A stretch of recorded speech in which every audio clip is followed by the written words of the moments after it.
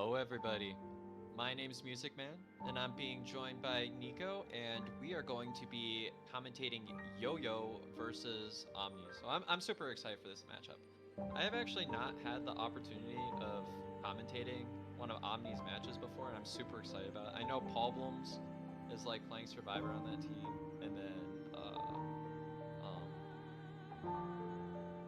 yeah, we're gonna be I know seeing Omni's some. got Crazy Hunters, but then on Yo-Yo's side, I was watching one of their matches like right before this, and I know that like a good chunk of their Survivor comp I've like seen in ranked lots and lots of times. So I'm really interested in seeing this matchup. They actually had some really nice. They were up against nobody's team, and I remember Just Better, who is, if I recall correctly, one of like the top cowboys, had some pretty wicked kites last week. So I'm interested in seeing some really aggressive Survivor play from both teams. So. Yeah, both teams have incredibly strong hunters and survivors, so this is going to be quite an exciting matchup to watch. Both teams, Yo-Yo has like I Eat Food and Just Better, Eve, all top survivors I've personally think I've gone against a few times in rank. And Pit Stopper, who's also been in many tournaments, including I believe like Koa. And yeah, it's gonna be really interesting, yeah, for sure. I'm looking at the screen and my face is so like squished. It's kind of funny. my face is so skinny. Oh yeah, you look awesome. kind of smushed. I just think it's funny. Oh yeah, and doesn't Yo-Yo has, it was like the match I was watching, like right as I was about to head out. They have like Fafa on their team, right? Yeah.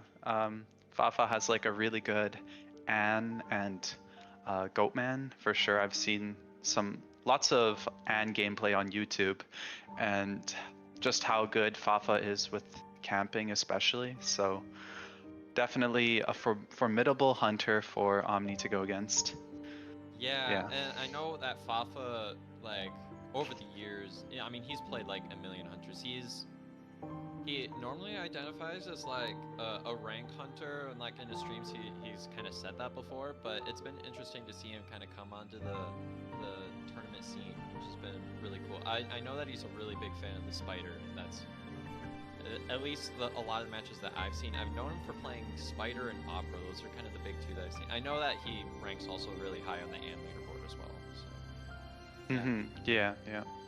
And definitely. I'm also aware that Yo-Yo during their last matchup, they had another hunter that played Holo round one. So I'm interested in seeing if we're gonna see some more Holo gameplay like right off the bat. I think Holo round one is just like really interesting as kind of like a concept, because I know that like I've been following pretty closely with IVL, and it's been interesting to see what teams are choosing to take round one, because a lot of teams are wanting to save their Goatman just so that survivors have to kind of waste a ban on him later on, and if they don't, then you get to play Goatman against a round two comp, because a lot of round one comps nowadays counter Goatman. So People in the chat are saying that we're both really quiet. Lulzy, if you're there, you can maybe turn up the audio, or if not, I'll just bring my microphone closer to me there. Now I'll just swallow my microphone. Oh. Okay. I think that's a lot louder now. Okay, I'm not gonna swallow my mic. No. Okay. Yeah, people in the chat. Many people observing this match. What? Yeah, let us know if our microphone volume is better now or if it's still too quiet. That way we can make any adjustments now. Yeah. Also, I have a guitar. Oh yeah, you can. I'm a middle school music teacher, and I'm gonna be teaching my students how to. I'm gonna be giving them guitars tomorrow, so I'm super excited about that. Yeah, that sounds awesome. I mean, if you want, if you're up to it, you can play a bit of guitar. But if you don't want to, of course, that's fine.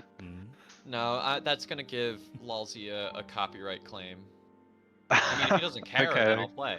But like, I'm not about to give another person's account a copyright strike. Fair enough. Fair enough. Okay. Yeah. My mic is really quiet on stream. Lalzi, rank me up.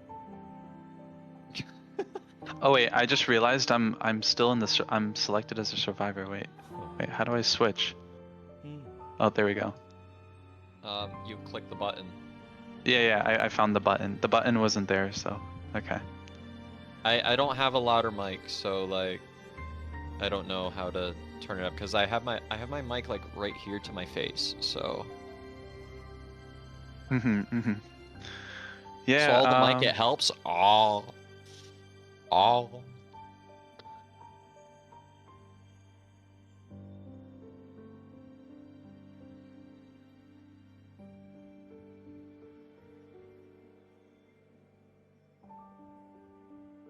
Okay, yeah. All right, yeah, sounds good. Yeah, so Lalzi just told us, for those who didn't hear, Omni's just going to be making a sub immediately, right off the bat. So, yeah, hopefully things will be good though for both teams and the matchup. So, yeah. I mean, I can get my other computer and see if that mic setup is louder. I can try it. Might as well. Hold on. Oh, but I think that computer's like dead. Let me see. Okay, I'm glad my microphone is good at least. So all I did was just bring my mic closer to me. So yeah. And I guess for those who don't know, I'm a hunter main, and just like Music Man, we both play Mad Eyes. I also play some Breaking Wheels, some Lizard, and some Undead. So for those who want to chat about those hunters, I would love to chat about them with you. And yeah, Music Man I know is quite versatile. I think they've been picking up a bunch of other hunters too. And as for Survivor, I play Wildling and Forward. So yeah, if you need a partner for Survivor rank, I definitely can be someone. I'm currently in Griffin, I think. So yeah. Is this working? Am I louder? Oh my god, yeah, you're way louder. Okay. Let's go. That's what I'm talking about. Let's go. All right. Let's see what we got here. Ah, we got the Seer ban. Oh, KB's playing. Okay. Wait, that's awesome. Yeah, so we're seeing the Seer Antiquarian ban. And the map is Lakeside Village. And yeah, Killer Boss is the hunter for round 1. And for Yo-Yo survivors, they're picking First Officer and Archer as their first 2 picks here. Oh, I missed the lineup. It's actually Lakeside. Which team was the one that picked Lakeside? I think it's probably, actually I don't even know. I would have to check the chat, but the Discord All chat. right, chat, what do we think? Which team picked it? I'll have chat inform me so I can commentate correctly. No, we see Officer and Archer picked first, and the interesting thing about, I'm like an old-time commentator, so it's interesting to see kind of the play around like what people are picking for round 1. So the first 3 survivors, for anyone that's like new to competitive, the first 3 survivors that are selected become global bans for the rest of the game. So a lot of times you'll do a lot of like anti-Goatman picks round 1. But I know that KB has a really nasty... Every time I see KB, I feel like he's running Opera round 1, so I'm interested in seeing if that's what he decides to run. Also curious that we're seeing the Meteorologist ban forth. Yeah, I think Mechanic ban is... It kind of gives away that they're not playing like any target change hunters or I guess like map control hunters, because I know that's kind of what Mechanic gets countered by, but probably the single hit hunter chase, strong chase hunter is what I presume to see, especially with the seer ban as well. So, yeah. Yeah, and I know that with Magician, a lot of times you'll play Magician if you're kind of expecting an Ivy, just because Magician is such a strong kiter against Ivy. Professor is known to be really good against Goatman in particular. So I'm really interested in seeing what KB opts to select here. I know that Killer Boss has a very versatile hunter pool, but I won't be surprised. I'm expecting an Opera, but I won't be surprised if he pulls out another one of the big meta hunters round one. But especially on a map like Lakeside, if Omni was the one that selected that, then I wouldn't be surprised. But yeah, for sure. Yeah, it looks like survivors are just adjusting their talent points, and looks like Magician is using the tourney setup. Oh yeah, you got the overlay. Magician's build just says tourney, so. Oh, and Archer is picking the Archer setup, so not surprising there. Although it looks like Professor picked a batter build. Is that what I'm reading there? I think it's just what they labeled their persona web, their custom persona web, but yeah. Professor's playing. Oh, wait. We're seeing a wax artist here. Wow, okay. Okay, I know KB has a wax, because I believe I actually personally faced it in tourney before, but he played wax on Chinatown. And I think it was round 2. So we'll see. The big thing for Killer Boss, especially on a large map like Lakeside, is that it's going to be really hard to have any kind of pressure. But Wax Artist does have a very strong kind of time mentality. And you look at kind of top hunters. Sprinter plays a lot of wax when he needs a tie. That's kind of his choice of a tie hunter. So, but I am aware that KB had a wax. I just have never seen him run it round 1. So I want to see what he's cooking up here. I think that the wax artist can be really productive, especially against hunters. Like I know that Archer's kind of ranged. He also has an easier time approaching Professor, so I won't be surprised if that is the first kite. But I mean, I don't hate this pick, so especially because he can see where First Officer is at any given time.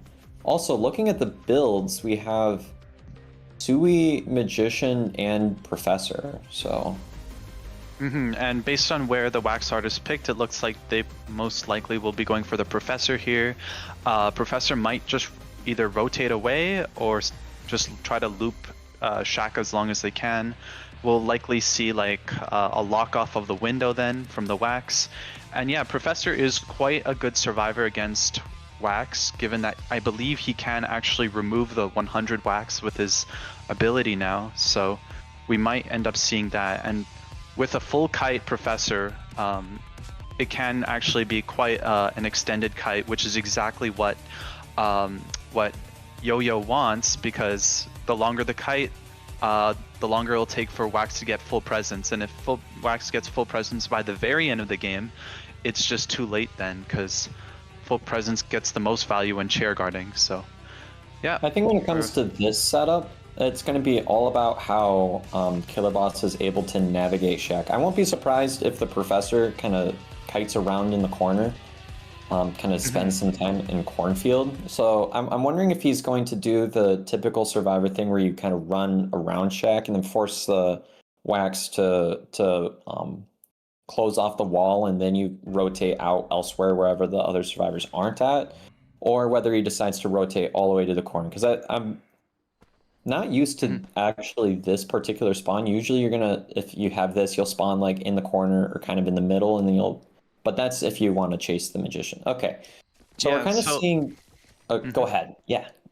Yeah, so it looks like Professor just rotates away early on, and I don't think the wax noticed that. And it looks like the wax is carrying warp though, so that will be good to help against like lots of rotation and breaking of line of sight. But now I think he finally got the Professor here, or at least, yeah, he sees him. And this area is actually not too bad for wax here, because he can block off the windows. And yeah.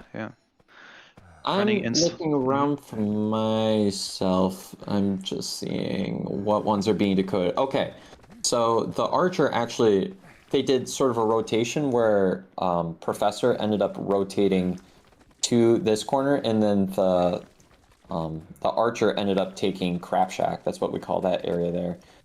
So they did a really nice rotation. So now he has all of Small Boat that he's able to work with here, which is a nice place to have for Wax. Although this corner, especially getting hit still with the 92 Wax, is going to be very, very difficult. Because if you get the basic hit, the Wax doesn't go away, and that's actually a pretty decent fast down. We're about to see. That was kind of about 2.5 Cypher Kite, so we're gonna see. And, yeah, the rotation really bought them a lot of time, and the Professor did do a great job blocking the 100 Wax with the scale and flywheel.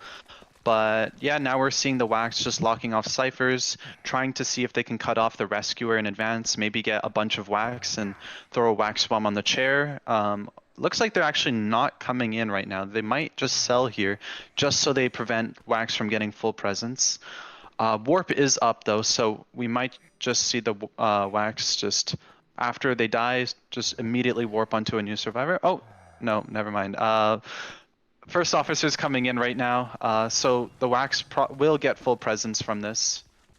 Yeah. And yeah. Selling survivors was kind of more of like a season 14, 15 type of thing. Nowadays, kind of the meta, if you're going for like the draw setup, is you're going to be going for one rescue after half if you're going to go for the tie, which is what these survivors seem to be going for. And that's pretty common with these round one setups, is that you'll go for a tie as much as you can. You're not going to play like super aggressively. And that was a really nice Wax bomb blocking off this Professor from literally everywhere here. Yeah, and looks like they're getting full value out of that tide turner. I think that's what they're really trying to go for here.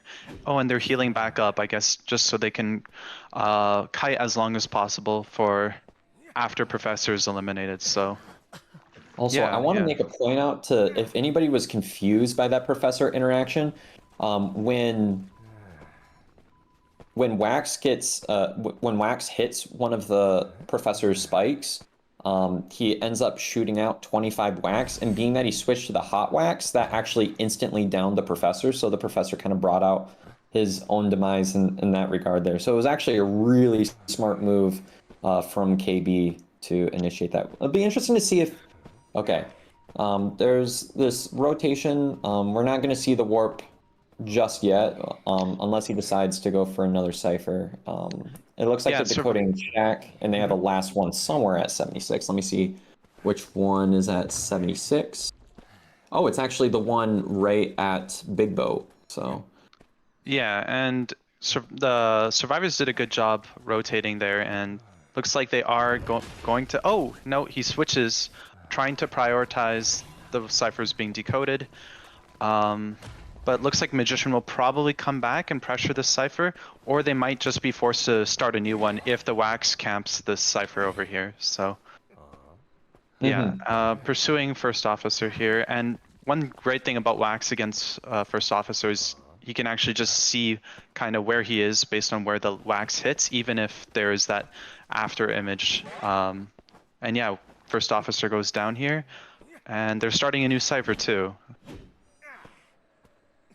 Yeah, and this is, I mean, we have max presence, which is obviously scary for a Wax, but the thing is, oh, it looks like Just Better did end up going to that cipher machine, so that's going to be likely primed by the time the rescue happens, so you can feel safe having it waxed off, but you only have about, if I recall correctly, it's like 13, 14 seconds that's going to be waxed off. I remember it's like the Wax bomb has Wax doesn't see the Magician coming in there, and they're likely going to get the free rescue, and immediate pop from the survivors too. And yeah, they probably will just push the gate here, and looks like it might be a tie here, given the Wax does have the tension. And Dungeon's quite far away as well. Warp is Warp still has another 15 seconds, this is more than likely going to be a tie, especially because Max Presence Wax is for sure going to get this down. But I mean, I Eat Food is doing his best to contain for as long as he can. KB can try warping towards the gate because it's relatively non-committal. Okay, and they end up just taking the top. Yeah. So that was well done by both the hunter and survivors. There were some mistakes that the hunter made, but regardless, it's a solid tie in the end. So yeah. Indeed. And being that KB ended up getting the tie round one, I believe that the pressure is actually on Omni to make something happen here. Whenever you tie round one, that generally feels like a win for the survivors, and then it's up to the hunter to for sure get a tie, but then have the opportunity to push for more. Because it's very tough, especially round one, when the hunter is going to have access to whatever hunter they want to really make something happen and win against the hunter. But if your survivor team ends up tying round one, usually you kind of feel that is a win for your team. So the pressure is definitely on Omni at this point. At least that's how I interpret these types of situations. But I know that Omni has a very formidable survivor team, so I'm really interested in seeing. Oh, Nico, you're hunting! You're hunting! Oh shoot! You want to play Mad Eyes against Omni? No. I keep forgetting to switch. Wait, the arrow keys aren't even there. Okay, wait. I'm just gonna switch with Lalzir, one of them. Let me switch. There you go. Oh, I see my face cam is back. I am so I have a stretchy face. Yoo-hoo! Oh my god. You might be scaring the chat there a bit. I'm kidding. Music Man is scary. Okay, so Ghostly is going to be the hunter, so I'm not going to be surprised if we see the Hullabaloo. And being that we have Omni, I believe, so there's survivors. We got Pit, we've got. I'm trying to remember the names. We got Lays and yeah, Lays. Lays is going to be maybe. And Paul Blems, yeah. Maybe there's some potential that Lays will want to play forward. I know that Lays plays a lot of forward, and I know against Hullabaloo, especially, you're gonna want to play a lot of harassment type characters. Yeah, and especially after Hulla's nerf, I don't think Hulla counters like hard counters forward anymore, because now forward can actually get the stun off without having the dash be cancelled. And by the red zone, yeah, Hulla's actually quite a lot weaker in my opinion after his nerfs, and it requires a lot of just pure skill to dominate with him now. So all of the people who were taking advantage of how overpowered Hullabaloo was upon release kind of got weeded out, I guess, and and only the really good Hullas are now continuing to play him, and I think that's the same even for Goatman as well, because he got, I think, nerfed like the most out of all the hunters recently. So yeah, for sure, especially I know Goatman, one of the biggest things for him was, I believe it was walls, wasn't it, last 0.2 seconds shorter, and his energy, what did they call it, resentment, is now capped at 110 instead of 120. I believe that was what, and the one that was capping at 110 ended up being like really impactful, because that impacts like how many gates you're able to subsequently place down, because if you place multiple walls in succession, uses less resentment, and it's its whole thing. But okay, we're gonna see. Oh yeah, I've played against Agramont. I had a rank match with Paul the other day. I think that like Paul was dueling with Lays, and I ended up playing, I think it was Opera against them on Moonlit, except they had both of their settings set to like the visitor thing, so I didn't know I was playing them until like the post match. Yeah, we're just waiting on them to ready up right now, and Yeah, I know Agramont has a really good mechanic and cheerleader. I know their cheerleader is really good. I don't know if we'll be seeing that though. And yeah, and their toy merchant as well might be really good for Lakeside with there's some really good catapult spots for sure. So we might be seeing that if the hunter is like maybe off meta. I don't think the hunter will be off meta though. I think it probably will be like a hullabaloo or a goatman. So, but yeah, we'll see, and we might see some. We might see some Lakeside Mad Eyes, right? I mean, the chance of a round 1 Mad Eyes right now is low, but never zero. I don't That's what I'm gonna say. Okay, well, Ghostly Luck never reached out to me for Mad Eyes tips, so I don't think they're going to be playing Mad Eyes. I don't think they could be getting secret coaching. We never know. Yeah. We never know. Maybe Yuko is coaching them behind my back or something. I don't know. But yeah, that's definitely like that would be really surprising to see. This is Burb's secret prodigy.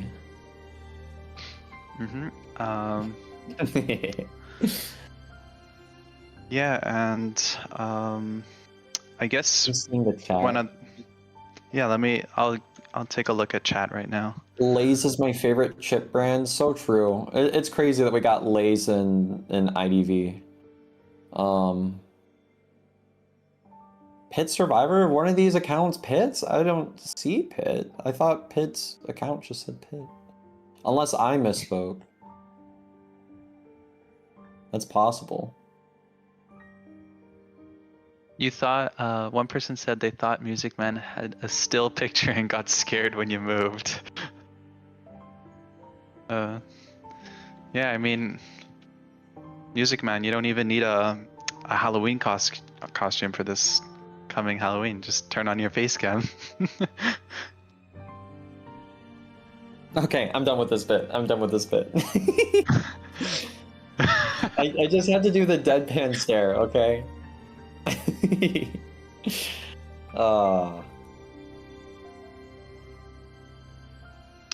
Yeah, let me just take a look in the Discord to see what's going on right now. Discord. Alright guys, friend my Discord. Ready up when you can. Oh, I'm readied up. I'm gonna play them on my worker B account, okay? Okay, here we go. We're now entering this Lucky Guy gameplay is gonna go so hard. Yeah, and we're seeing a Seer Magician ban right off the bat from Ghostly Luck here. Looks like both decent survivors that would counter like a Goatman, or honestly, Seer and Magician's good against like most of the meta, honestly, right now. Even maybe even Opera or Hulla, but I find it interesting if they do opt to lock the Gravekeeper first. Usually you find, at least I've seen it a lot, where like the Rescuer will get kind of locked in last, just so that you have kind of more available. Ooh, double Rescuers. Interesting. Yeah. We got both Journalist and Gravekeeper. Yeah, in a way, I think Journalist can be thought of as a tank with the body blocking, and I think they locked in Gravekeeper just because they're afraid of the Grave ban, but they are banning Puppets, so we are seeing some tank bans here. This might be a Goatman that we're seeing, given the Puppet ban, and we might see a Psych selection here, because I know Psych is also quite a decent survivor. Or Perfumer, but Perfumer round 1 I don't think I've seen that often, so. Okay, we're seeing Enchantress here. Perfumer, that's all I'll say. Ooh, Enchantress. Okay, so this is like the trendy meta pick right now. Enchantress is so trendy at the moment. And she's also really good against Hulla. So just because she can non-committally harass, and now she's not completely useless in the early game because she has her first stack. But yeah, let's see what they pick for their last survivor. Meteor pick, interesting. Yeah, I mean, all of these survivors that they've picked can contain quite well. So durable. And with the Psych ban too, yeah, I think Ghostly Luck might be going for the Goatman. That's where I'm placing my bet on. Or could also be a Hulla, but I'm leaning more towards Goatman here. I'm really interested in because they lock in the Gravekeeper and Journalist, just kind of looking forward, like what the game plan is when it comes to a rescue set. I mean, you still have Merc and Officer available, so that's the Yeah, thing yeah. about like you have your choice about like what category of survivor you want to eat and save for the later game. It's just kind of interesting to see what teams prioritize when it comes to global bans. Yeah, so it seems like they do want to save their meteorologist for sure. And I mean, meteorologist is also a really solid survivor on Lakeside. There are some really good spots where she can use her cloud and create a ton of distance. And yeah, My definitely, guess here immediately is that they're gonna put Meteor in Small Boat and Enchantress in Big Boat. I feel like those are kind of the places where those two survivors kind of thrive. Journalists yeah, will probably get Shaq, and then Grave has his choice. One of like the middle ones, or like Big Rock, something like that. That's what Yeah, I and would one- do if I was in this instance, but Mhm. we'll see what they decide to do. yeah. Okay, so It they is are Goatman. going Okay. Goatman. Yeah, yeah. Like, we didn't one see thing- that last week, so let's see what the Goatman looks like. Yeah, and one thing I've noticed a lot is people have been chasing Gravekeeper when in tournament, at least when Gravekeeper's taken to counter Goatman, or like other meta hunters, the hunter would chase the Grave first, and I mean I found that actually to be quite a viable strategy, given like Gravekeeper's not too difficult to get out of his shovel, and you get the presence from it, and because Gravekeeper more often than not takes Tide Turner as well, so you're getting one survivor that has Tide out of the game. So Wait, let's see where they're locking in. oh my gosh, they're taking What? some really. Wait, is I this have never seen is this this Big before. Brain? Is this Big Brain? Are we witnessing Big Brain time right now? I've never seen this type of spawn set. This is so interesting. Okay, so Yeah, I think they're taking this spawn because they know Goatman can catch up to them instantly, basically. So I guess they want to get a bit of value out of rotating away. But even with that, Goatman can still accumulate a lot of resentment. So it doesn't really matter if they rotate a lot early on, just because it's kind of like Soul Weaver in the sense that with that resentment building up, he can just down the survivor quickly once it's maxed out. I think the Goatman. Actually, I don't really know who would be a good chase here. If I were, that's an Enchantress code if I've ever seen one. At least that's Yeah, what I I don't would know. do in this instance. I don't know. I mean, the area the Enchantress is in is quite strong, but I know like Goatman players like to chase near the edge of the map to do that trick where they're forced to come out at the border, and that's quite a good thing that Goatman can do. So I don't know. They're all decent chase targets. I mean, even Meteor might be a good chase here, just because she's kind of just in middle. There's not really much strong things to work with except for like the triple pallet where she's near. But yeah, we'll see. Yeah, I think I really think that Goatman's probably going to chase Enchantress, but I won't be surprised if they go for Meteor. Okay, yeah, I think you're right about that. Going for Enchantress first. Looks like they're trying to hide here, hiding their trails and trying to waste as much time. And we'll see if that works. Even with hiding though, Goatman is accumulating their resentment, so it's not as bad compared to if it was a different hunter here. Okay, and now Enchantress is spotted here. Yeah. I will make a comment that Oh. this Goatman is carrying pallet breaking. I just wanted to that's something that I kind of see that catches my eye as a little bit unorthodox. A lot of times, especially in a comp like this, if you're going to plan on chasing Enchantress, you'll go something more anti-stun. And that's actually going to be a really nice first hit on Paul there. Nice job on the hunter. Oh, and I just noticed there's excitement too. So Yeah, probably we'll save that right now maybe, or no, just gonna keep on hanging on to the well, it excitement wasn't a there. guaranteed hit there, so Yeah. But now the kite will get extended here. Did get the Okay, hit through the pallet though, so now does have first presence unlocked here. hit the chip shot. And yeah, this area is quite strong. It's Still didn't use the excitement there either. If he excitement, I think that would have been the end of the kite. Yeah, for sure. Maybe they thought they could have got the terror shock at the pilot, but Okay, still I mean, gets I'll it take down that. here. Yeah. So and hangs on to excitement, but there aren't really any other stunners here, so probably we'll just use the excitement like for Enchantress's rebound kite maybe. The tough thing right now is if they rescue without, if they rescue with Tide, Enchantress isn't going to be able to gain more stacks out of that. And also, I'm looking, they're treating Journalist kind of Ooh. as a kiter, because Journalist does not have Tide there. Oh, and that is an unfortunate cave right there. Yeah, misses the been cage, there. and also the backdoor rescue comes. We're seeing Gravekeeper body blocking and gets the body block off as well. Looks like they're trying to get them to rebound past the tide turner duration, and we're also seeing almost 3 ciphers are done now. And yeah, we'll see it. Can the Enchantress rebound here? We might see the excitement get used now, and will we be seeing the excitement here?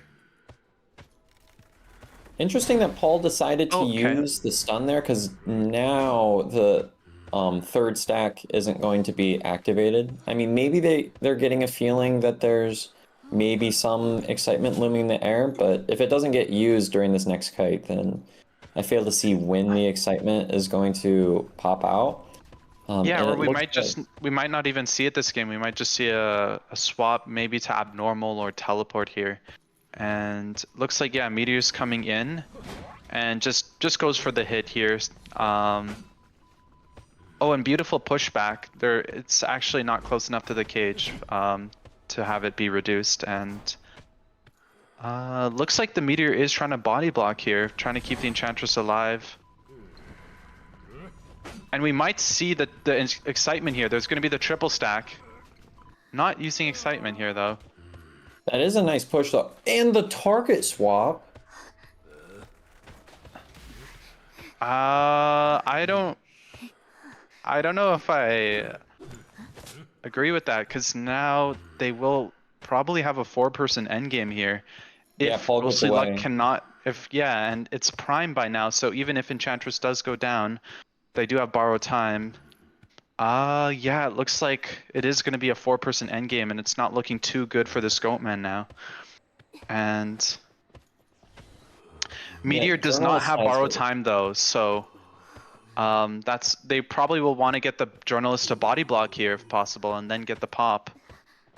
Well, right now, Goatman's waiting for his resentment to go all the way up. They'll probably pop here. Yeah. Yeah.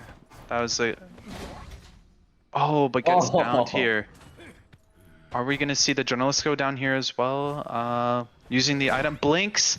Oh, but fails the blink here. That's so unfortunate for the Goatman. Yeah.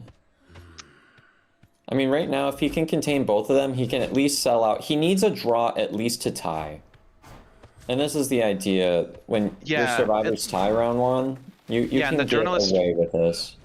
Yeah, she wasn't in a good spot right after the pop, and it might just be a tie here, or they might come in for the rescue, but they are quite far from both gates, so we might just see them leave here.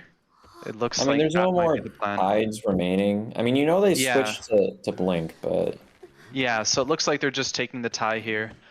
Yeah, I think the Journalist being nearby after the pop went off and not being able to get out definitely was what caused the tie, but also, like, it's hard to create that distance when Goatman traps you, so definitely there were some misplays, but overall really great gameplay from both sides there, and we're seeing another draw, so right now it's a tie between both teams.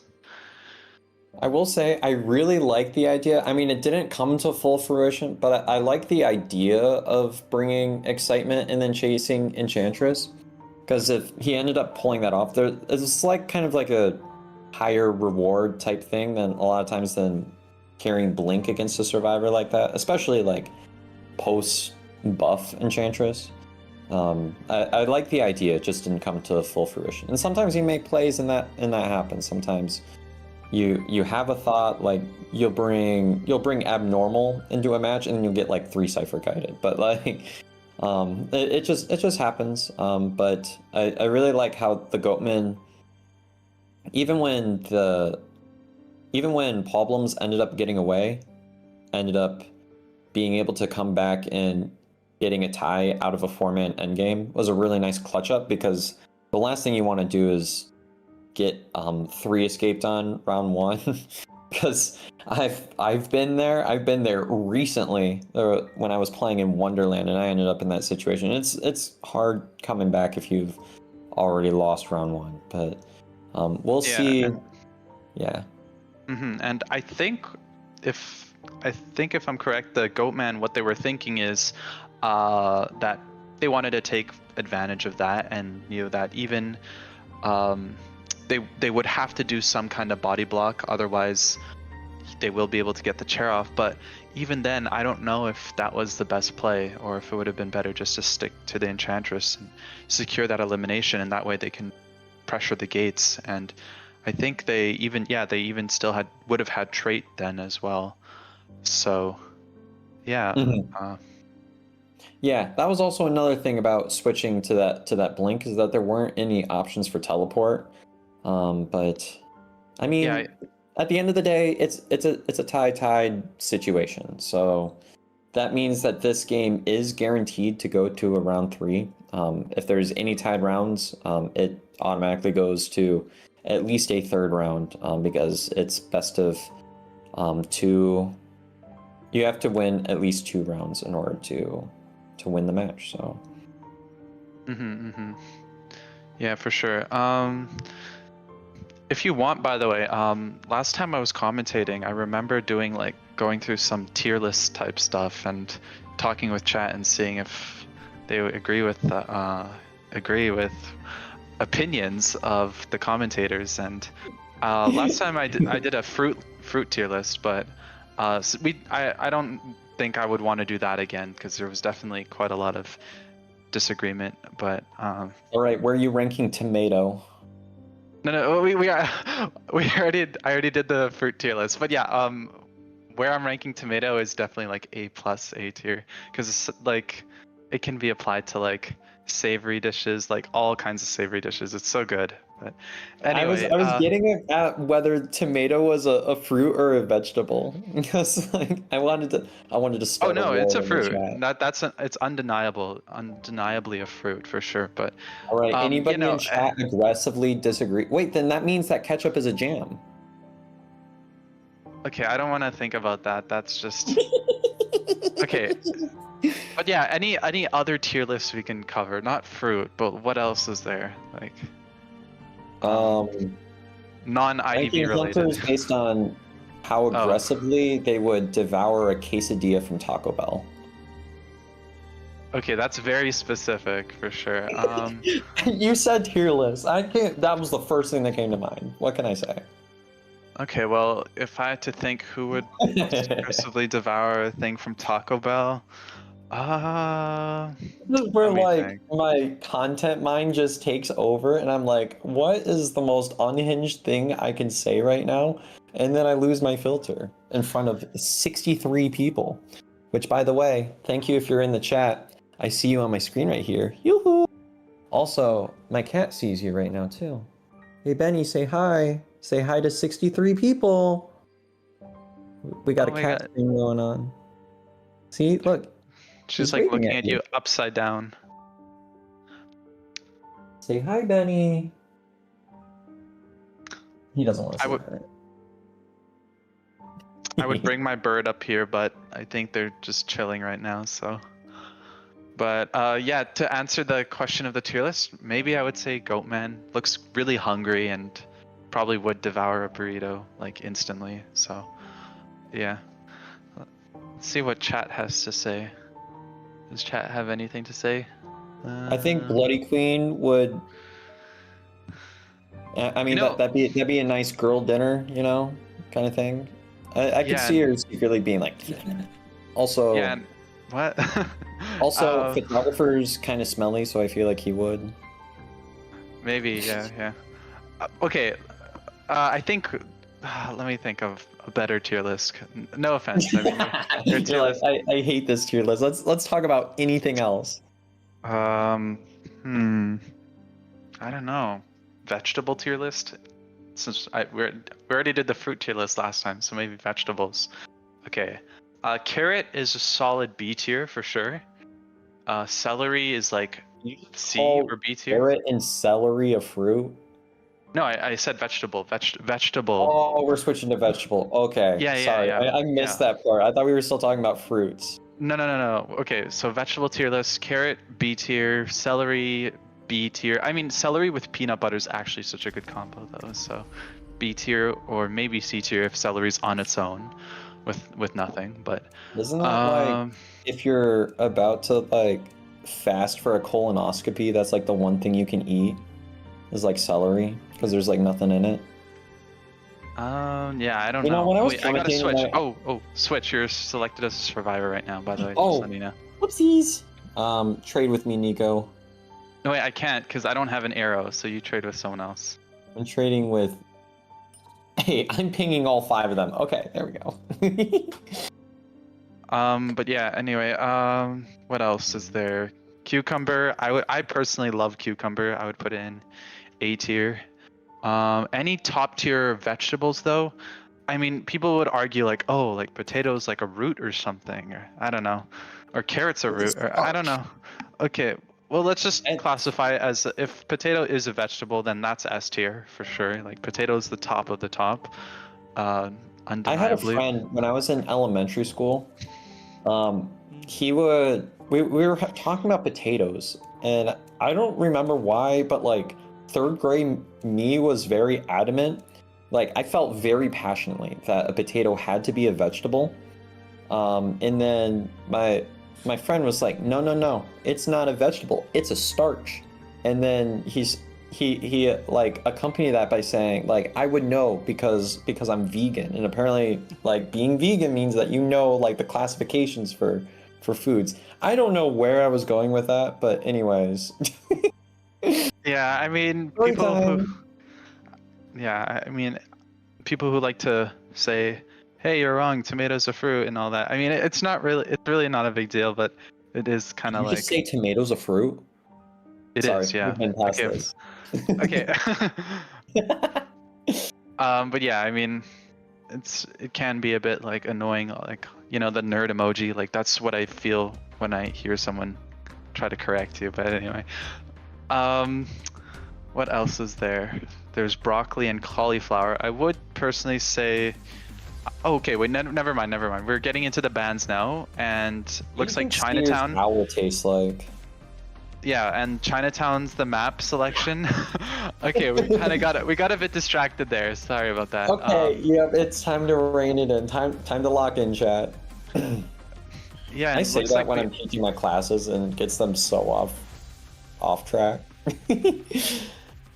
Anyways, yeah, yes, we're seeing Chinatown. Seer Anti as the first bands, and Killer Boss still hunting. I don't think we're seeing any subs happening here, so it's the same hunter and survivors, and they're banning Ivy.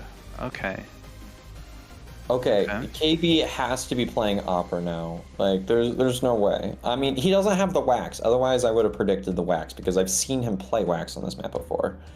But and they're taking Magician Grave, which are solid picks for countering meta hunters. Would be good against Ivy. I mean, I know Gravekeeper can have some trouble against Ivy. I've seen, I mean, not Ivy. What am I saying? Opera. Sorry. Yeah, Gravekeeper does have some trouble against Opera. I've seen some Operas really completely shut down a Gravekeeper. And yeah, we're seeing the Novelist ban as well. So yeah, Novelist has also been quite a common pick to counter meta hunters, especially like Goatman, and even is quite good against Opera Singer too. And the Puppeteer, yeah, it's always the same survivors, at least for rounds 1 and 2 for most tournaments that we see. The Magician, Grave, Puppet, Anti, Novelist, stuff like that. Investigator ban is interesting to me. I feel like I don't see that too often. Yeah, I mean, Fire can be quite good at blocking like the stairs on Chinatown and stuff, and really can be troublesome for hunters that are slow moving characters. So, but Survivors definitely seem to be expecting a single hit character based on this comp. So yeah, might be. I think they're it's- expecting a Goatman here, based on who they picked. The Perfumer definitely makes me feel they think the hunter's going Goatman here. I really think KB goes Opera here. I'm sticking to my guns. This is if we were gambling, I would gamble all of my channel points that KB's going Opera here. But Okay, I mean, well, the survivors I'm pretty sure are expecting a Goatman. So, but will Killer Boss play into the hands of the survivor and go Goatman? If they do, I assume they're very confident in their Goatman, because this team is definitely built to counter Goatman. So he's gonna throw out like a pocket peddler and just throw me off. Well, he's got. Also, I just wanted to comment on these names. Magician is taking a patient build, and Puppeteer is taking a lawyer build. yeah, I mean, these builds can be applied to many survivors. Maybe, I think it's probably some broken windows. Oh, and you're right. They are going opera singer Who's here. right? Who's right? Yeah, that's right. That's me. I predicted it. I'm so smart. Yeah, going Goatman here would be really, really difficult to get the win against this team. So, yeah, Opera definitely I feel is a better hunter to deal with these survivors. And yeah, I've seen Opera chase Gravekeeper first, and there isn't a whole lot Gravekeeper can do except for go and shovel and then try to just stall. But yeah, we'll see what the Opera chooses to do here. Also, I just want to comment so everyone's aware, Perf is going Sui with Flywheel and Tide. Yeah, and we're seeing interesting pick. The Puppeteer chooses to go in, I think that's called Restaurant there. Yep, Restaurant. That's Restaurant right there. Yeah, and probably will try to get full value out of the broken windows, because I know survivors with broken windows work really well in Restaurant area. So yeah, we'll see what the Opera chooses. Personally, I wouldn't chase Magician. I'm just personally really bad at chasing Magician. I don't know why. I always get like thrown off completely, and they get way more distance than they should. Magician here. Yeah, I could see Killer Boss doing that, just because like other survivors all are really tanky and can basically guarantee at least a 60-second kite, I would expect. But Magician, on the other hand, is not as guaranteed, just because you can still work around the wand and still get the hits. So yeah, might just go for Magician here. Also, I'm looking. Yeah. Magician did take windows, so there's not going to be any kind of a flywheel available. He almost gets kind of a mock flywheel out of his ability, though, so that's not too much of a problem. Actually, this gives him a lot of transitioning speed. But the one thing about this Survivor setup, I think it's interesting that KB decided to opt going for the top left spawn instead of the top right, because I feel like with the top right, there's a bit better odds that the survivors would kind of kite into each other and need to rotate a little bit more. But now Magician has that entire corner to kind of go through, so if nothing else, we'll be able to die in a corner and maybe get quite a bit of containment time while they're at it. So. And yeah, just going straight for the Magician here. Looks like Magician will just drops the pallet early, and yeah, going to be using their broken windows to transition into this back area here. Opera going back. Okay, and yeah, just dropping pallets early. Probably will get the first wand out here. Yeah. And, if I recall correctly, KB is going the same build that. Ooh, that was almost a terror shock. KB is going the same build that Ling goes, aggressive with the pallet breaking. This is definitely a very aggressive chase build, and also I'm noticing that abnormal is being selected. So. And great job going back to the shadow, but another really good wand there, and makes it to this pallet here, and might get more value out of broken windows here. Yeah. Definitely a really good containment from the Magician, and there's the third wand being used. I also don't Okay. think it's surprising that KB opts to go for abnormal here. And actually, this kind of comes out of Paul Blooms was actually coaching my opera a little bit one night, and he was telling me that like if it's a full kite type of team, you take abnormal because then you buy yourself some extra time. Yeah, And and especially with the ability to go back to the shadow, can just go all the way out, reset a cipher, and then jump back. But if you have more of a traditional comp, that's kind of when you go blink. If they have like a rescuer and then like kind of a fake rescuer, like if they go aeroplanist or something like that, then you'll go blink because then it's like a bit beefier of a comp. and But gets the rescue before half, and looks like 3 ciphers are done here. Tries to go for the double down, going for Grave first, and then we'll go for Magician. But maybe Magician might be able to rebound here. this is good if good for KB if he catches back up, and it looks like he is going to. So Yeah, and yeah, it looks like Magician doesn't have a whole lot to work with here. But we're seeing the mind games, and yeah, you got they to break this are. out. Yeah, they're really You can't do actually anything around managing. this pallet. It has to Oh, break. and Oh, yeah, never gets the mind. down here. Okay, Never mind. and we might I see the stand abnormal corrected. be used here, maybe. Is this near cipher the one that has progress? No, it's the Right, one I at think the what cipher. not hotel. What do they call it? Like green building or something? That's what Psyche calls it.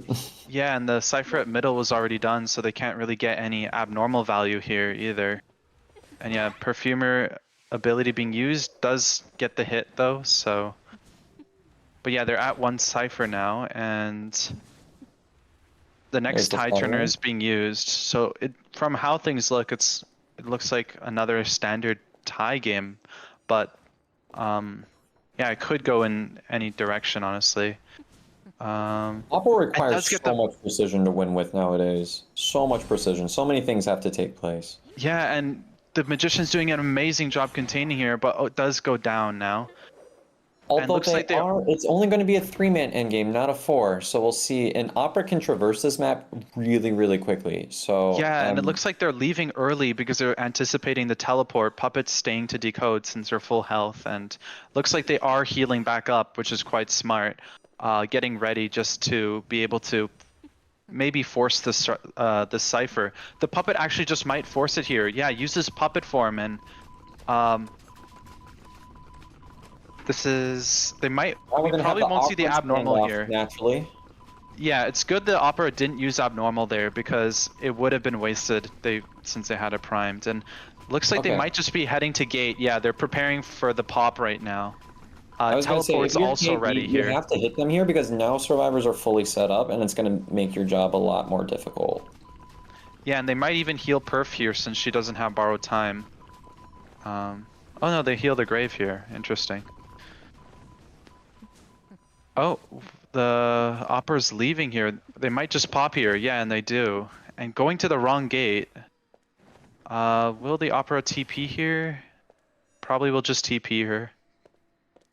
Or is just walking. Interesting. Wants to save the TP, but now the gate is at 64%.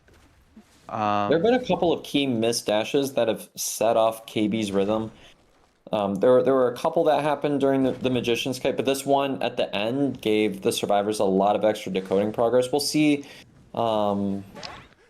Oh, Actually and not able to get the ability to actually tank the detention hit. That's actually yeah, going to and be really rough goes for the back survivors. here. That's really good job going back to pressure the Gravekeeper. It's trying to get the win here from how things look. But Grave does have quite a lot of shovels to work with, so Perf's yeah, kind of caught out in the middle if KB ended up seeing that, which it looks like he doesn't, or he's just prioritizing sharing. But now yeah, Perf is going to have a free access to gate, and that's going to be a tie. a tie. Yeah, yeah. I think that was a nice showing from both sides. I think one thing that could have been the win for KB is if he did find an opportunity to use that abnormal. If he ended up getting that last cipher a little bit earlier, there would have been more opportunities. But Yeah, I and think on the survivor side, also like on the last kite, if maybe they had done like a little bit of extra support instead of healing right at the end. I know the survivors are going to want to play safe and go for a tie, but if they want to go aggressive for a 4-man endgame, that's where you might be able to have Puppet is usually the one that kind of goes for the body blocking since he's able to tank so many hits. You can go for some body blocking, go for some harassment type of thing. So I feel like both sides had some opportunities and kind of opted for the safer route, which is totally okay, especially in kind of a tourney setting like this. You want to make sure that you don't choke anything too big, but I think both sides had their opportunities, and the result ended up being a draw. So we'll see what. I'm guessing they're swapping out for Fafa. We'll see, but we'll see what the return is going to be. Yeah, and yeah, the Magician did a really good job rebounding there as well. So I think just plays like that. Yep. Oh, I'll see. Yep.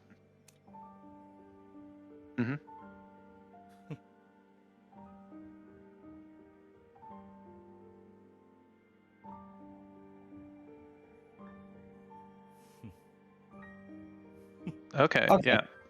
Yeah. I was predicting that. I thought they were going to swap for Fafa. Yeah, so for those who didn't hear Lulzy, basically Omni is just subbing out, was it Agramont for Walmart, I believe, and they're also Walmart, subbing out. Very old player. Yep. Yeah, and they're subbing. Yo-Yo is subbing out Killer Boss for Fafa, if I'm correct. Yeah. Yeah. So I know that Fafa also really enjoys playing. He likes playing Anne. He likes playing Spider. He likes playing Opera. I predict that if the survivors don't ban it, they're going to. Fafa's probably going to go. It's going to be a mirror Opera type setup.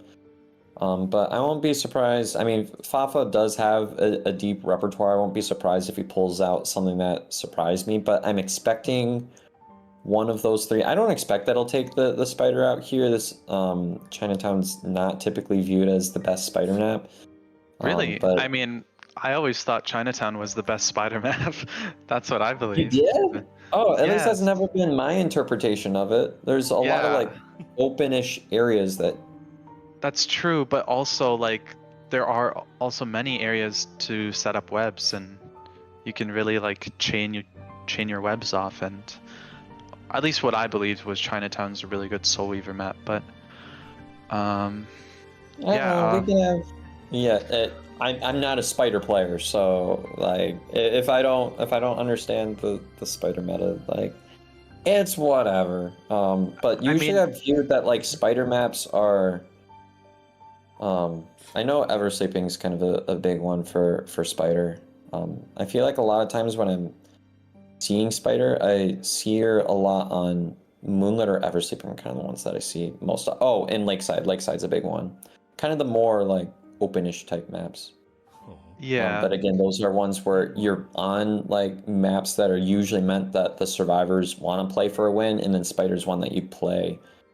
A little bit outdated now because now you have you got Wax, you got all these other hunters, but typically used to get a draw, which I mean in this situation isn't that bad, but yeah, and I mean since it's still just round 2, we might see an opera pick unless the other team bans Opera. So yeah, if Opera does get banned, then definitely we could see a Soul Weaver pick, maybe an Ann pick.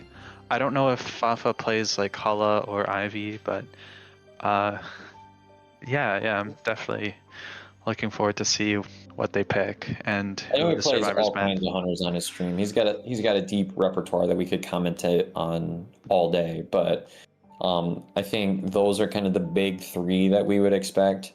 I feel like in tourney, Fafa is most likely like more often than not ends up taking out the opera singer than the other two I've seen in tourney. But I mean, he has a lot of like very safe like draw type characters, so I won't be surprised if he takes one of those out. Yeah, definitely. Yeah. Yeah. Let me just see the Discord chat to see what's going on. Looks like we're just waiting on people to ready up right now. Ready up, Walmart. Burp, burp. Maybe we can go back to the tier list while we wait. Oh no, never mind. It's starting already. Okay. Right. How do you think Seer's owl tastes? Definitely very annoying, but yeah, we're seeing the Seer Archer ban right off the bat here from Fafa. Are they gonna ban Opera Singer here? Who will the survivors ban? Yeah, they are banning Opera. Okay. I'm not surprised. Yeah, Okay. yeah, I'm not surprised either. Yeah. So. Oh no, they banned Peddler. Never mind. We were Never mind. They were completely fine with the wrong. opera. Okay, so it's probably going to be opera because that's one of the big four that Fafa has. Do we call it Pig 5 now that Peddler exists? I mean, I've heard people saying Peddler is not that meta. I mean, she's more of like a Thai queen, apparently, is what people have been calling it. But Thai granny. Thai granny, yeah. Okay, we're seeing Auntie and First Officer as the. This feels like Anbait to me. This feels like Anbait. It might, yeah. I mean, because this is hard for Opera, but like, Anne can go against Auntie and Officer. If Painter ban, I have not seen one of those in quite some time. Yeah. And, were you playing back when like Painter was completely obnoxious upon release? Oh yeah. I mean, I don't know if I don't think I played when he came out, but when Painter came out, he was completely obnoxious. He had 3 paintings, and if I recall correctly, he was able to start painting immediately upon like stunning the hunter. So he would get like a guaranteed 3 ciphers. It was like the most obnoxious thing in the world. Yeah, yeah. So we're seeing Meteor and Embalmer being picked. Looks like, yeah, Embalmer is known for being like the tie, like the one that pushes the tie. And I know Embalmer is really quite good on Chinatown for sure, setting it up across the map in 2-story or something. And yeah, we're seeing also Prospector ban, which is quite interesting. Definitely not a standard ban for sure. And yeah, I wonder if Fafa will just go for Opera here, or if they'll go for Ivy. I mean, not Ivy. I keep saying Ivy. Anne. They might go for Anne here because Anne is definitely quite good against First Officer and Auntie, and would then need Warp, I guess, for the Embalmer. But I would say I was saying this feels like Anbait until the Embalmer got picked up, because Anne relies on camp a lot. Embalmer is a really good pick if he decides to pull out the Anne. I know that Z's likes to talk praises about Fafa's Anne, so it's definitely something scary. You got to respect. But it looks like, based on what we see on the build names, it looks like Paul's gonna go Sui, expecting the Kite again for round 2. Yeah, I wouldn't be surprised if they went. Oh, they went Anne. Okay. I was about to say. I was like, it's Anbait for sure. Yeah, it's just a matter of if it's gonna get more than a tie here.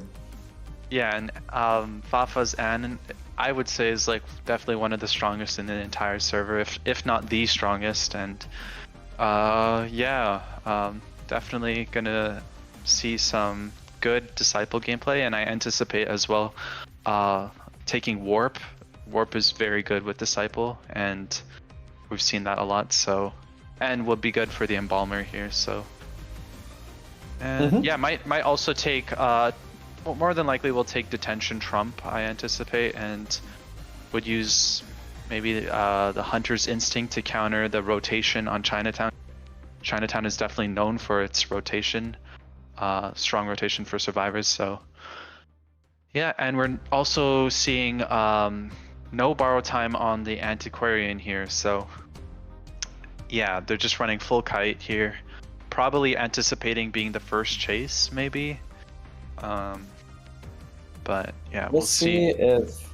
Okay, Fafa does spawn lower middle. And so that pretty much locks in. Everybody knows that Paul is going to be the kite. I expect Embalmer and Auntie to want to meet up at some point so that Embalmer is going to be able to get Paul's image. Because that... if Paul's image is on the coffin, that most of the time will kind of guarantee 3 ciphers. But this entire setup, what the survivors are going for is they just really want Paul to kite. So we'll see how that goes, whether Fafa ends up playing those games or chasing someone different. I mean, yeah, I would. If Fafa ends up chasing the Embalmer, that's also another kind of free indicator for a 3 cipher kite, because that's what Embalmer does. But well, I mean, it does cost them their first chair as well when they use their coffin, but yeah. Yeah, could honestly just go for Auntie or maybe Embalmer, but Embalmer might hide or just create a lot of distance, so they might just go for Auntie here since they're just right in middle and can just use their first cat just to leap straight into middle maybe. Or yeah, we'll see what they choose to do here. well, actually, I used to be the first Ann on the server. That was a long time ago, but I think that was before Fafa was spamming it. I remember I played Ann before she got buffed, and I played her specifically because a lot of people were like, "You just play meta, and that's why you have high win rate or something." And then I just picked up Ann because I thought it was funny, and then she ended up being good. Yeah, a little bit of story time, but anyways, cool. enough of that. We are actually going to be seeing Fafa chasing the meteorologist. Nice dash. Not going to be leading to a hit, but you can see that Fafa was actually able to get a nice dash around that kind of circle area there. And looking at this build, oh yeah, go ahead.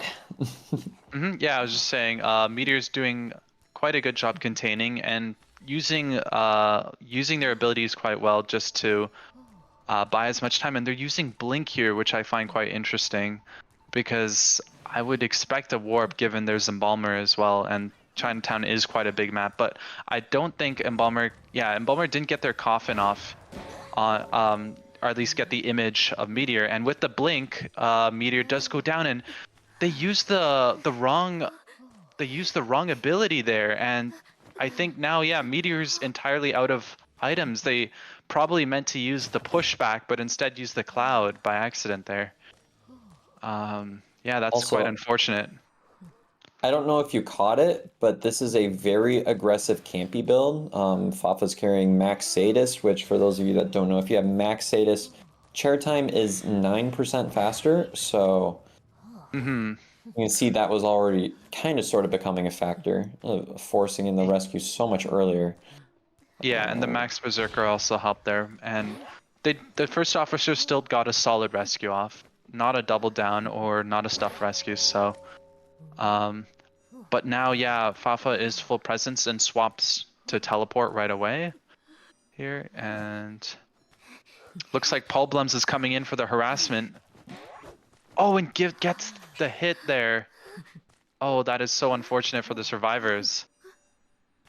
Yeah, this automatically... I was going to say, ciphers seemed healthy enough to support this until that happened, that injury.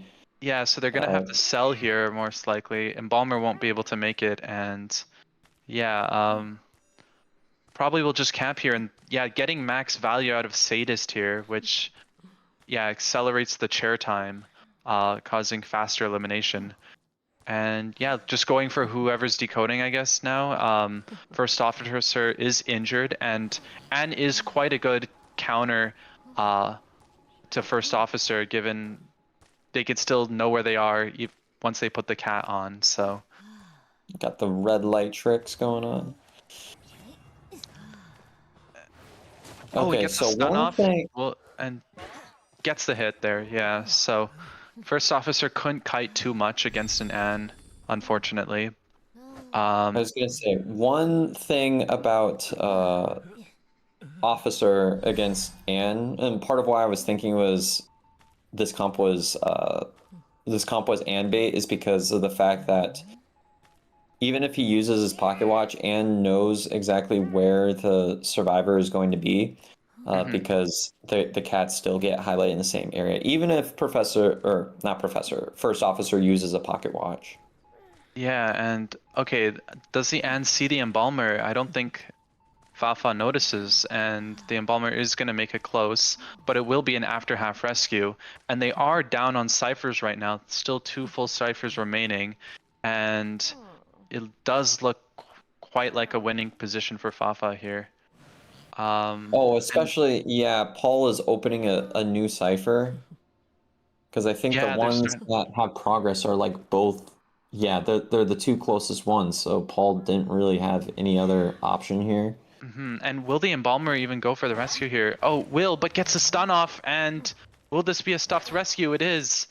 And now, yeah, it's a definite win for sure for Fafa here, but can they get the 4 kills? Now the question. It's 3 or 4 for sure. Yeah, and he does have quite a bit of stick to work with here. But yeah, I don't know if they'll be able to contain long enough. And oh, and gets a stun off even with the difference in elevation. Oh, great jump though. Nice jump. From both the survivor and hunter, good jumps. Yeah. Yeah, for sure. Looks like Paul has one more stick hit left in him. So we'll see And how Embalmer that is happens. trying to decode here, but I don't know if how much decoding will help here, given there's still quite a lot of ciphers to do. Yeah, Embalmer has to be like one of the most annoying characters to slug. So we'll see how Fafa ends up playing this type of situation. Because Embalmer is able to pick himself up. Yeah, and Anti is going down there. Just saving Well, the they got coffin into here. a last cipher situation. It's not so simple. Yeah, and here's one case where Sadist will actually work against the Hunter, given that it gives them less time to down the Embalmer before dungeon opens up. So, Well, yeah, they're and oh, gonna we're pop a seeing coffin first. they're popping the coffin here. Interesting. Yeah, I would have thought they would have actually just not used the coffin and let Anti die and tried to go for a dungeon there, but yeah, I don't know. Maybe they think a tie might be possible, or What they want to do is they want to force Fafa to overextend, and if he overextends, then they might be able to wiggle on by with a last cipher and force an endgame. But again, anything at this point is going to desperation because Fafa has teleport. There's so many resources on tap here. And yeah. especially now that there's no coffin available, and Balmer's not going to have self-heal when he gets downed. And Paul is stuck opening a chest and gets a wand. Right, which is and like actually, I the think one ability. what they're thinking here is because Anti has full kite, she has the best odds of getting a dungeon escape here, and that's probably why they use the coffin there, so that way Anti can be the one to go for dungeon. And she did prepare as well by opening a chest here, but unfortunately got a decoy, which is probably one of the not so good items from a chest. But yeah, we'll I was gonna say, this is like yeah, sees the trails here, and this is like the one item that doesn't work against Anne super well. yeah, and I don't think Embalmer has their self heal anymore, so it looks like, oh, what? I think my headphones died. Hold on. Oh, Or okay. Can you hear me? oh, there we go. Now they're good. Yeah. Oh, that was a crazy juke. Wait, Paul lost Fafa for a second. That was insane. What a wand. What a wand right there. Yeah, that was a beautiful decoy, but looks like with the double jump, Anti will be going down here. And yeah, that's a double jump. That is a 4 kill for the side of Yo-Yo here. Yeah, fantastic job by Fafa getting the 4K against such an aggressive team as what Omni has been. So this is actually going to be really close, and it's going to come down to the third round. So it's actually going to be up to KB to do something really aggressive here. So, and again, if it ends up if Omni ends up getting the same points that Yo-Yo got this round, then I believe it goes to a round 4 tiebreaker, which initiates a timer if I'm not mistaken, because I think we're using those tourney rules, maybe, perchance. Yeah, I'm not. I'm not sure. I have never actually seen a tie 4. Maybe I have, but yeah, I haven't seen a tie 4 in a while. There have been a few in IVL I mean, not at tie this 4. point. Why am I saying tie 4?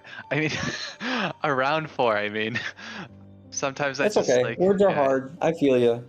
round 4. Yeah. I haven't seen a round 4 in a while. But yeah.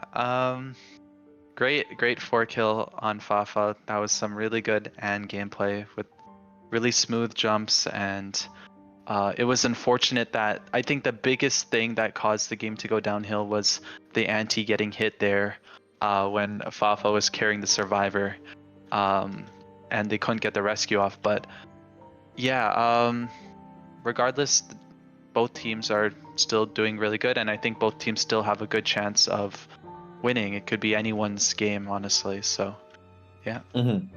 Obviously, Yo-Yo has the upper hand, but when you got a hunter like KB on your team, anything is possible. And also, like the survivors are also they can make something happen. I mean, they tried to go like a super safe comp, and it didn't really work.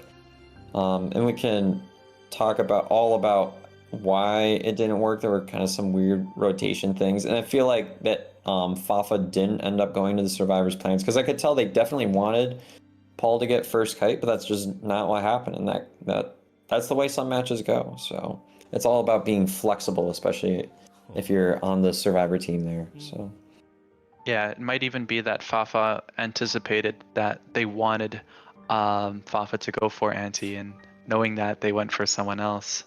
But yeah, definitely some good decisions there from Fafa to not go for anti, or maybe it would have been better, but we won't know. Regardless, Fafa got the 4 kills, so yeah, that's really just, I guess, what matters for them at the end of the day. So it's back to cat stream.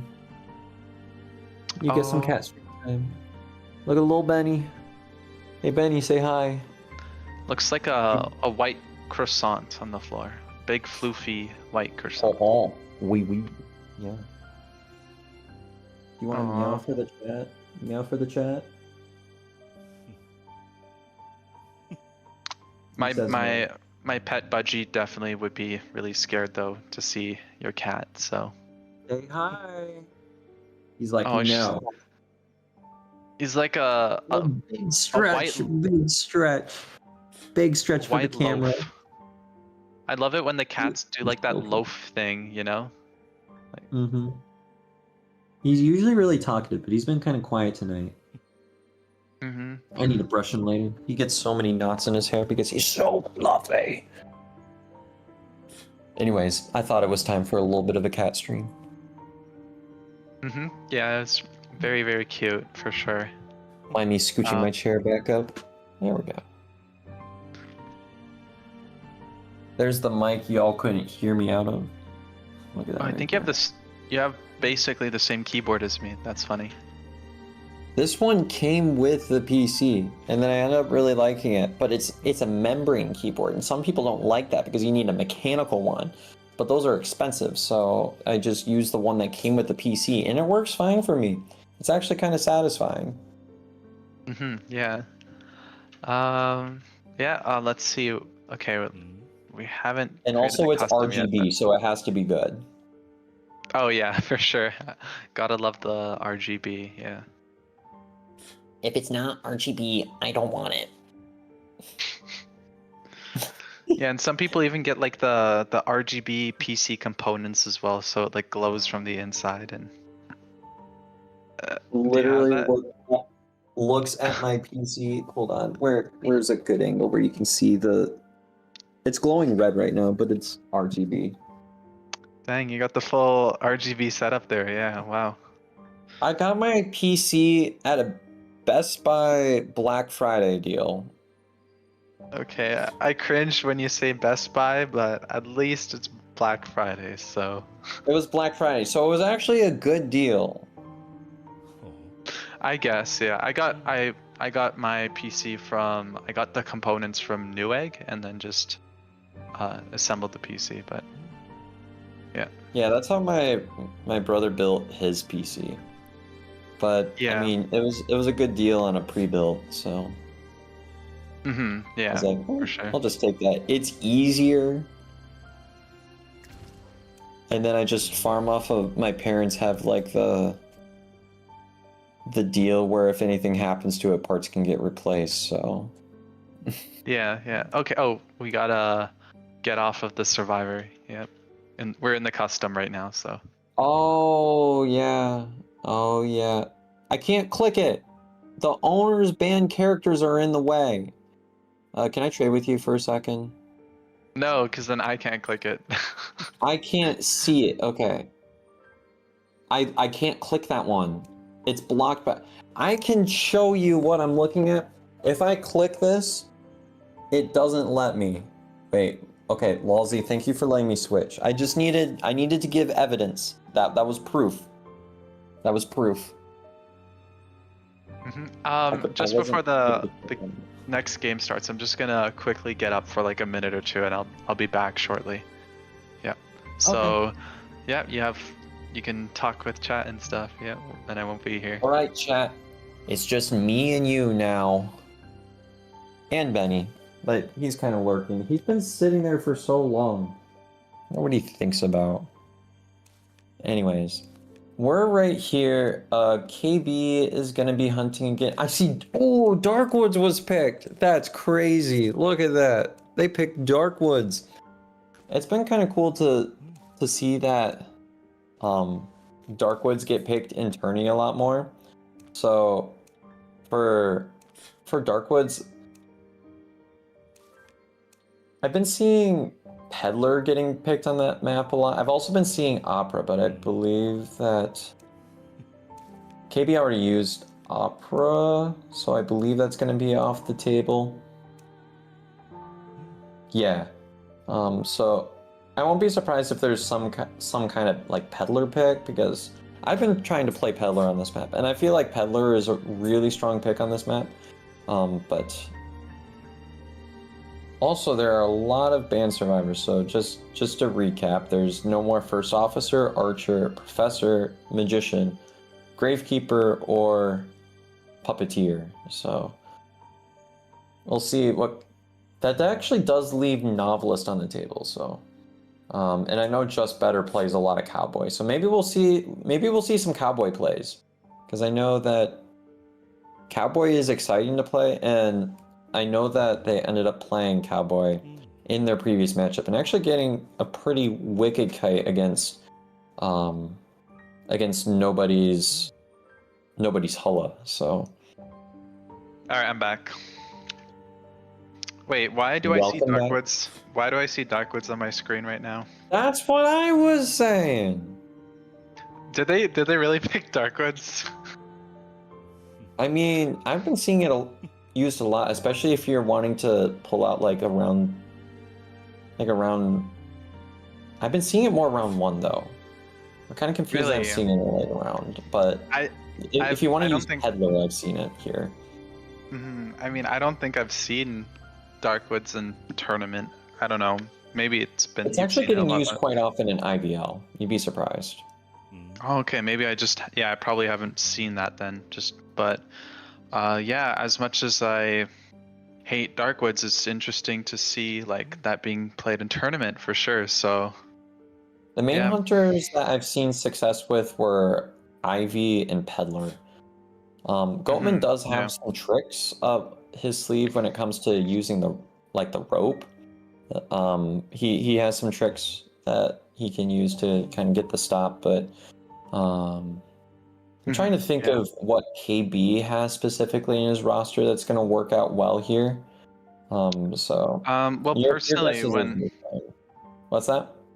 I mean, Well, when I mean, I don't know too much of what KB can play, but whenever I get Darkwoods, I always play either Undead or Lizard. So, or Bad Eyes. I've been trying, or yeah, because Mad Eyes is terrible in Darkwoods, so it's just I literally like cringe when I get that map. Like it's just horrible. But yeah, Undead is where I go, and I think Killer Boss does play some Undead. So, I mean, we might see that, but I know Undead does struggle to get 4 kills though, so that's like the only issue with that. And the Vines area could be tricky, but if you didn't know, Undead can actually slam to get the hits even if they use the Vine.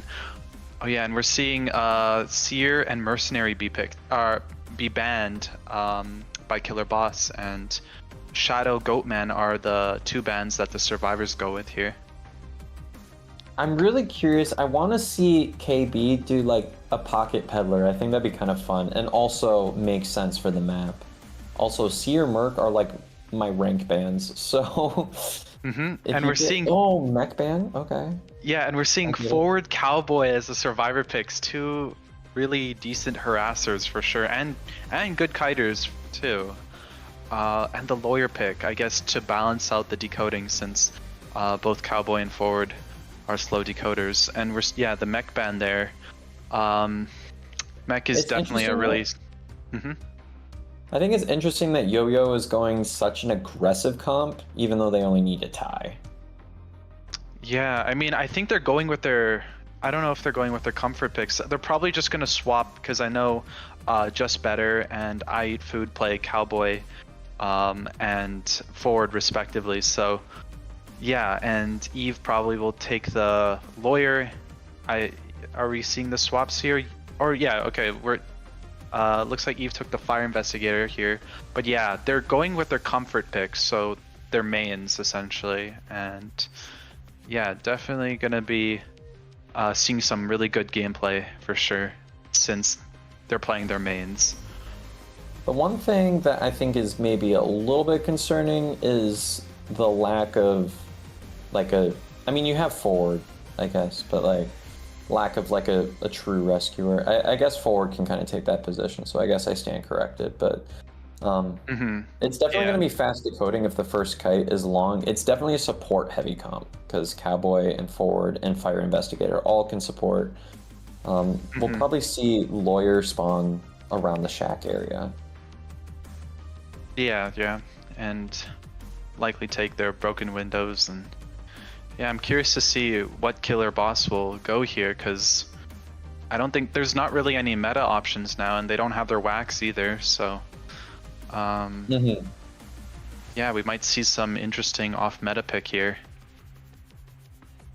I know that Hulla still exists, but is pretty rough against this comp. Okay. Hermit. We're seeing Hermit. Hermit's like. I've literally played against KB's Hermit in tournament, I believe. I've done that before. I was playing Gravekeeper and I got stunned out of digging into my shovel. Because I was playing Survivor for who knows why. Yeah, and Hermit is definitely like a decent pick here. Definitely can counter the forward harassment, at least just by placing the charge right where they pick up, and might actually have some trouble with the Cowboy though, but we'll see here. And yeah, Lawyer can definitely do a good job rotating around Shack. But okay, takes that spawn, so the kiting areas that they have to work with are quite good, and Hermit chasing forward would also not be a great choice, or at least not a great chase for the Hermit, because of just how strong Forward's kite it can be, just avoiding all of the thingies, the balls that Hermit shoots out just with his dash. So yeah. I think one thing that I find concerning about bringing out Hermit in this specific type of comp is that these survivors are able to use their abilities little bits at a time and non-committally. Usually if you're a Hermit, you want to spend the entire early game burning through survivors' resources, but they're ones that are either like semi-renewable-ish. I'm looking at Fire Investigator and how he's able to like pick up and replace his balls as they're not useful anymore. Cowboy is able to get so many lassos off. Forward is able to use a little bit of football. Sometimes you just only need a little bit to transition. So yeah, or even just a little, just to dodge the shot from the hermit. So yeah, it's not like you're able to make a merc burn through 3 elbow pads right away. Yeah, they all can transition quite well. And yeah, it looks like they might go for the fire investigator here, maybe? Or no, they're going for the cowboy here. Okay. And yeah, this area is definitely quite a decent kiting area for the survivors. And yeah, I guess just trying to get in a good position to land the first shot here, and running Insolence Detention here, so definitely could be a problem for endgame without trump card, but they're using Warp, so that's good at least. It's not like they're running Blink with Insolence Detention, so they can't go for the 4-kill. Look how quickly the survivors are rotating weight. Like the instant KB switch targets, the fire investigator was switching to a different area here. Now, if he does get hit here, that damage is going to spread to all the survivors. And the main thing is that survivors need to be able to rush really well in the early game. Yeah, it misses the first shot here, so might use the warp here though. Or not. Or yeah. Oh, misses the warp too. That's quite unfortunate for Killer Boss here. And really, really nice ball there from the fire investigator. And misses the next shot as well. Yeah, the survivors are doing a great job kiting here. And might reuse the ball here. Yeah, reuses the ball. Definitely a good kite, and ciphers are making a lot of progress and still no first hit yet. We might see Insolence actually just get triggered right here. Yeah, and we're seeing Insolence come in, and finally the first hit. And right about the time of the first hit, they're about to actually pop their first cipher here. So yeah, when forward ends up popping, we're going to be using this type of area right here in the open. I think if you're Killer Boss here, you have to take out out the airbags. And switching to Lawyer here was, yeah, that was a beautiful flywheel. And I guess switching to Lawyer here is a decent play, given he's getting max decoding value and already has a charge applied to him. So, but the Lawyer is running full kites, so it could still take quite some time to down. As we all know, even though the ciphers seem really healthy, though, you have to remember that it is a hermit, and anything can definitely happen when you're playing hermit, because it'll look healthy for 1 second, but all of the damage spreads to all the survivors, so it might not take too long. I love when fights and jumps. It's so satisfying. Yeah, but before you know it, everyone is like almost injured and no one can rescue, because that's the way the math works out sometimes. And I guess switching there was quite a good play, given just how much Lawyer was breaking line of sight, and Fire had the charge and gets the hit here on Lawyer, and now everyone is quite injured. They probably will have to start healing here, so that way they can have someone to rescue. And now is just continuously switching targets, going for the forward now. Just trying to spread as much damage as possible. Like, and no one was sharing a charge, so forward goes down here, yeah. Football, yeah, the forward ended up using a lot of the football, like, kind of, especially when he saw KB moving up, just to get out of line of sight. You see a little inspiration from Schmitty's forward there. But Cowboy's going to be coming for the rescue here. Nice early hit. Oh, and Lawyer goes down from the damage share there, so decoding might probably will slow down quite a bit here, given that Lawyer has to heal back up. Well, I wonder if they're going to actually heal up, or if they're going to try to just ram right through these last 2 ciphers. Does Ford get the vault here? No. Okay, yeah, the stun's quite long. And yeah, just dishing out quite a good amount of damage here. Definitely things have picked up for Killer Boss, and looks like the survivors are healing here, which is definitely the play. I agree, given that Lawyer also doesn't have borrowed time. One thing that I do like is the survivors are healing when they're not injured. For those of you that are maybe a little bit newer in the stream, if you do get hit when you do have a charge, then like all the heal progress would kind of reset. So definitely smart on the side of the survivors now.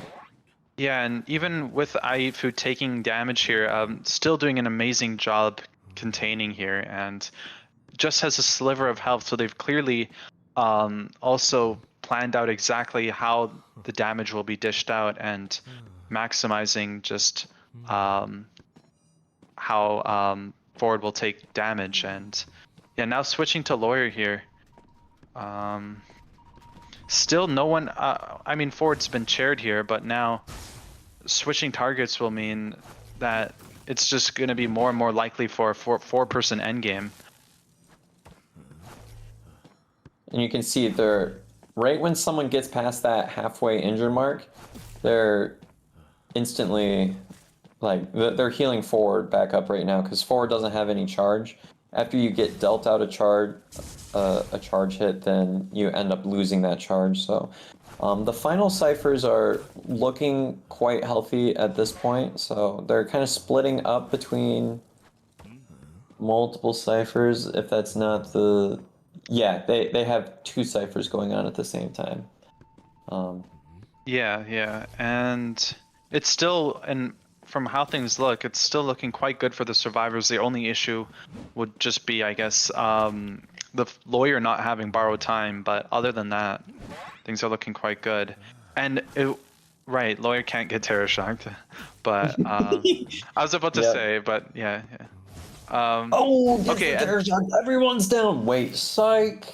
Guess not. Yeah, and they pop early here, and the Hermit does miss a bit the Eye of Sauron, as they call it. And yeah, looks like that's what they call it, but I've heard it be called that. But okay, it looks like they might get the 4 escape here, actually. Switches off of Lawyer, and the gate's almost done. Oh, but might get the hit here, but the damage share. Lawyer goes down here, but is near dungeon. Can they crawl to dungeon? Lawyer is, I can't tell. So. Oh, looks like he's sitting on dungeon. Yeah, they got the 4 escape. Wow. Okay, so I think that actually makes it. Wow, the 4 escape from Yo-Yo. I think that instantly wins them the matchup, yeah? Because there's no way that Omni can come back from that. Yeah, I guess so. Yeah, I would have to see, but yeah, beautifully done from the Yo-Yo survivors there, and yeah, trying to go for the switching targets there off the Lawyer, and that definitely was like, I guess, just trying to get them before they opened the gate, and it was unfortunate because the gate was already open. Yeah. I think the tough thing about that was that KB was forced to target swap so many times. And when you're playing Hermit, he's definitely one of those characters that it's like you're going to get a 4-man or you're going to get 4-man. So we kind of saw one side of that, but Hermit definitely...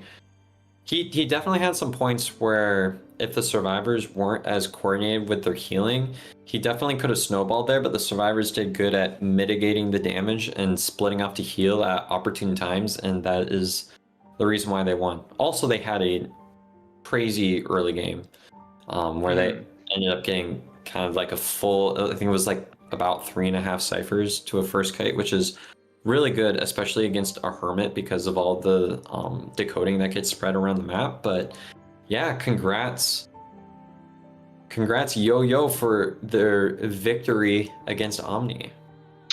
Yeah, that was great. Well, really well done from Yo-Yo, and yeah, Omni also did a really great job as well this matchup. And honestly, I think the Hermit just had to really focus down on one survivor, switching there.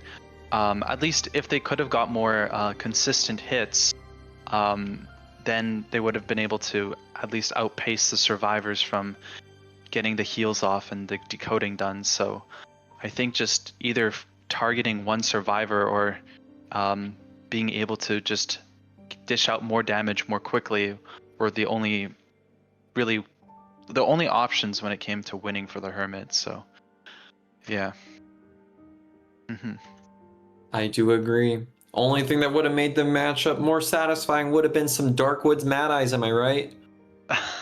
I don't think we'll ever see that, honestly, because even if I'm playing in tournament and they pick round 1 Darkwoods, and knowing me, I always play round 1, I would never go Mad Eyes. Even I think it'll be like 100 years before, or like IDV will just die. The game will die before that ever happens. So, but yeah. I mean, never say never. That's what they say. You can do that if you really want to. You can just do that. But maybe I I'll will. have to tweet it. Okay, maybe if the matchup is unfair, like then maybe I would just go Mad Eyes. But yeah. How do you mean unfair? Like all survivors get 1 hit of damage upon spawning? No, I mean like unfair as in the survivors are like less experienced, I guess. You know, so. Oh, so if you're in like a tourney and you're up against a bunch of worker bees. Yeah, then I would go Mad Eyes and Darkwoods, but yeah. And then it turns out they're actually like all yo-yo survivors and they're all on Smurfs. Yeah, and then I would cry, so yeah. Oh, true.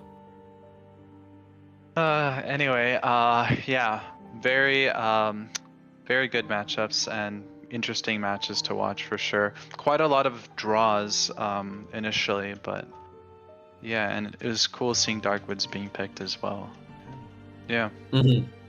Yeah, that was fun. But yeah, this has been Yo-Yo versus Omni. I'm Music Man. I've got a YouTube. I've got a Twitch. I've got a TikTok. I've got all the things, all the socials. So check me out if you feel like it, or don't if you don't. Yeah, and it's where we're at. I've already subbed and followed, but yeah. Also, I'm Nico, and I'm really glad to be your commentator. And I also stream on Twitch and YouTube and TikTok. If you're interested in some Mad Eyes gameplay, you can definitely. I'm like your guy as well as you. Yeah. Yeah. Great being your commentator for today. And yeah. Anything else you want to say? I think that's about good for me. So I gotta get to sleep because I gotta wake up at 5 a.m. to teach my middle school kiddos tomorrow. Yeah, good luck with that. And yeah, I guess I'll talk to everyone else later. Yeah. Thank you. Sweet. And goodbye.